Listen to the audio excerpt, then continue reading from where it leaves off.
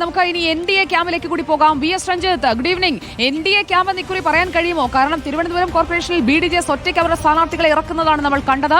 NDA ആയിട്ടാണോ മത്സരിക്കുന്നത്, അതോ BJP മാത്രമായിട്ടാണോ? എങ്ങനെയാണ് സ്ഥാനാർത്ഥി നിർണയമടക്കം പൂർത്തിയായോ എല്ലായിടങ്ങളിലും?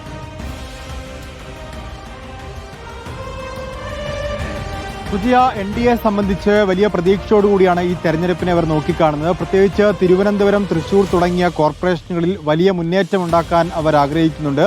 അതുപോലെ 25 മുനിസിപ്പാലിറ്റികൾ, പന്തളം, പാലക്കാടൊക്കെ നിലവിലുള്ള മുനിസിപ്പാലിറ്റികളാണ്. അതോടൊപ്പം മാവേലിക്കര ഉൾപ്പെടെയുള്ള 25 മുനിസിപ്പാലിറ്റികളിൽ മുന്നേറ്റം ഉണ്ടാക്കാനും 700-ലധികം പഞ്ചായത്തുകളിൽ വലിയ നേട്ടം ഉണ്ടാക്കാനാണ് BJP ആഗ്രഹിക്കുന്നത്. 10,000 വാർഡുകൾ എന്നുള്ളതാണ് അവരുടെ കണക്കുകൂട്ടൽ. 25% വോട്ട് നേടുക എന്നുള്ളതാണ് അവരുടെ കണക്കുകൂട്ടൽ. അതിൽ തന്നെ എല്ലാ വാർഡുകളിലും ഒരു ബൂത്ത് കമ്മിറ്റി പോലും ഇല്ലെങ്കിലും എല്ലാ വാർഡുകളിലും സ്ഥാനാർത്ഥികൾ ഉണ്ടാവണം എന്നുള്ളതാണ്. അത് വോട്ട് വിഹിതം വർദ്ധിപ്പിക്കാനുള്ള ഒരു തന്ത്രമായിട്ടാണ് കണക്കാക്കുന്നത്.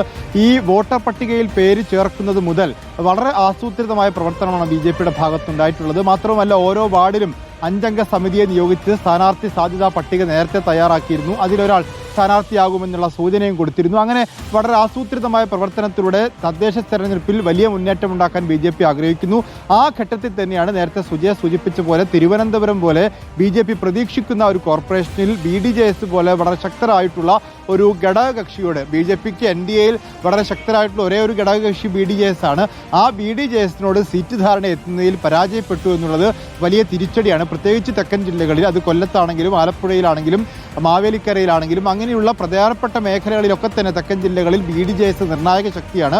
അവരുമായി സീറ്റ് ധാരണ എത്താനായില്ല എന്നുള്ളത് ഒരു തിരിച്ചടി തന്നെയാണ്. പക്ഷേ അത് പരിഹരിച്ച് മുന്നോട്ട് പോകും എന്നുള്ളതാണ് BJP നേതൃത്വവും NDA നേതൃത്വവും ഇപ്പോൾ പ്രതീക്ഷ വെക്കുന്നത്. തിരുവനന്തപുരം കോർപ്പറേഷനിൽ R ശ്രീലേഖ ഉൾപ്പെടെ, പത്മിനി തോമസും R ശ്രീലേഖയും EV രാജേഷും ഉൾപ്പെടെയുള്ള വളരെ പ്രധാനപ്പെട്ട സ്ഥാനാർത്ഥികളെ കളത്തിലിറക്കാൻ BJPക്ക് സാധിച്ചു.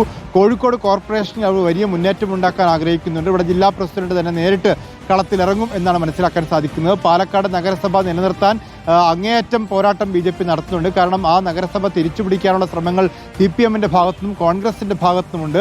അവിടെയുള്ള ചില പടലപ്പിണക്കങ്ങൾ, അവിടുത്തെ ഔദ്യോഗിക നേതൃത്വവും നഗരസഭയുടെ അധ്യക്ഷയൊക്കെ ചെയർപേഴ്സണും തമ്മിലുള്ള പ്രശ്നങ്ങളൊക്കെ നിലനിൽക്കുന്നുണ്ട്. ആ പ്രശ്നങ്ങളൊക്കെ പരിഹരിച്ച് മുന്നോട്ട് പോയാലേ പാലക്കാട്ടും അതുപോലെ തന്നെ പന്തളത്തും ചില ഉൾപ്പോരുകളൊക്കെ BJPക്കകത്തുണ്ട്. അതൊക്കെ പരിഹരിച്ച് മുന്നോട്ട് പോകേണ്ടതുണ്ട്. ഏതായാലും ലക്ഷ്യം വലുതാണ്. അതിനുള്ള പ്രവർത്തനങ്ങളും ആസൂത്രണങ്ങളും മുൻകൂട്ടി നടന്നിട്ടുണ്ട്.